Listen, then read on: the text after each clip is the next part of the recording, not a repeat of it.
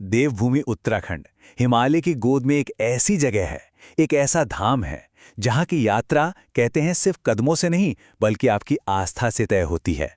तो चलिए आज हम सब मिलकर भगवान शिव के उसी पवित्र धाम केदारनाथ मंदिर के इतिहास, उसके रहस्यों और उस गहरे विश्वास की दुनिया में उतरते हैं। ये जो बात है ना, ये सिर्फ एक कहावत नहीं है।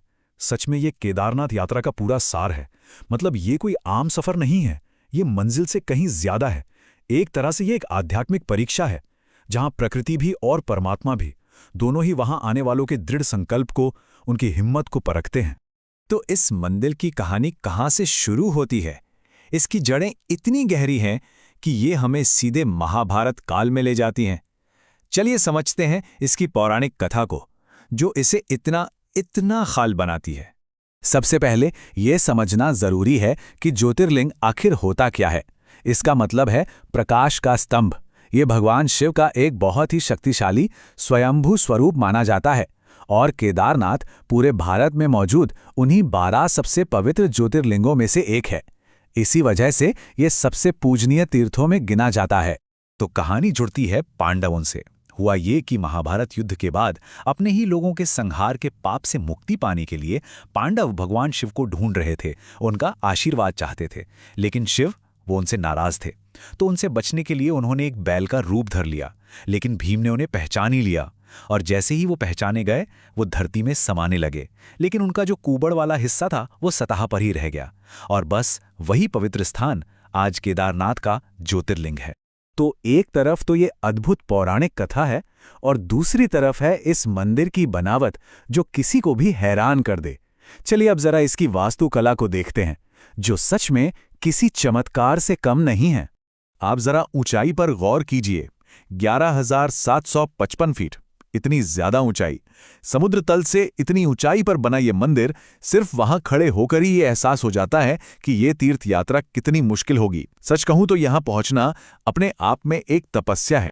और ये सिर्फ पत्थर की कोई इमारत नहीं है, ये तो प्रकृति के उस भव्य लेकिन उतने ही कठोर माहौल के बीच में एक प्रहरी की तरह खड़ा है।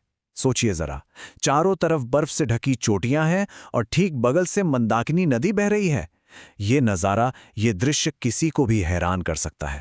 लेकिन जो बात सबसे ज्यादा हैरान करती है वो है इसे बनाने का तरीका। ये इतना विशाल मंदिर बड़े बड़े भारी भरकम पत्थरों को एक दूसरे में फंसाकर, मतलब इंटरलॉकिंग तकनीक से बनाया गया है। इसमें सीमेंट का तो इस्तेमाल हुआ ही नहीं है। और यही तो हमारे प्राचीन भारतीय वास्तुकला का कमाल है, जिसकी वजह से ये हजारों सालों से हर तरह का मौसम, हर तरह की मार झेलता हुआ आज भी खड़ा है। और अब कहानी के उस हिस्से पर आते हैं जो बहुत नाटकीय है। वो पल जब आधुनिक समय में इस मंदिर ने अपने अस्तित्व की सबसे बड़ी, सबसे कठिन परीक्षा दी। साल था 2013।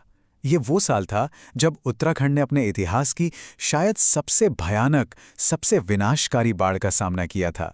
एक ऐसी आपदा जिसकी कल्पना करना भी मुश्किल है। वो कोई आम बाढ़ नहीं थी, वो एक जल प्रलय था।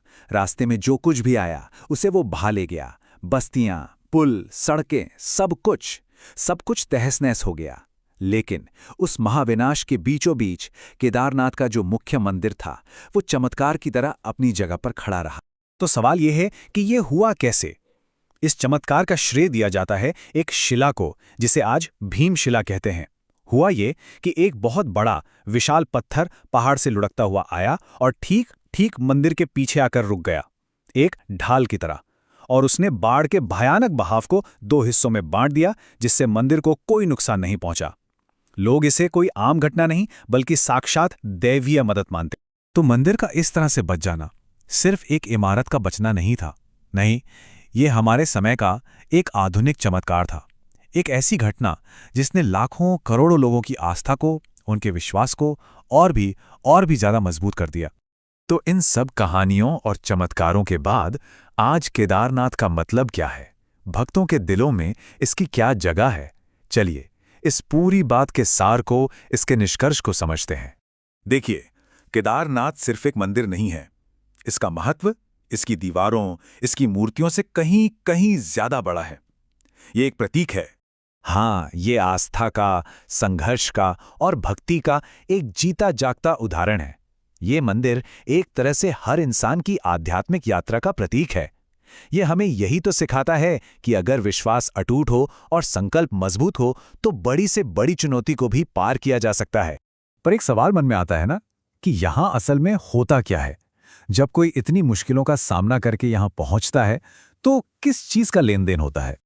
और जवाब शायद इस एक बात में छिपा है कि जो यहाँ आता है वो कभी खाली हाथ नहीं लौटता। लोग यहाँ अपना अहंकार, अपनी चिंताएं, अपनी परेशानियां सब कुछ छोड़ जाते हैं और बदले में क्या लेकर जाते हैं? शांति, एक नई शक्ति और एक ऐसा विश्वास जो कभी न टूटे। ये एक बहुत ही गहरा आध्यात्मिक लेन देन है। हर हर महादेव।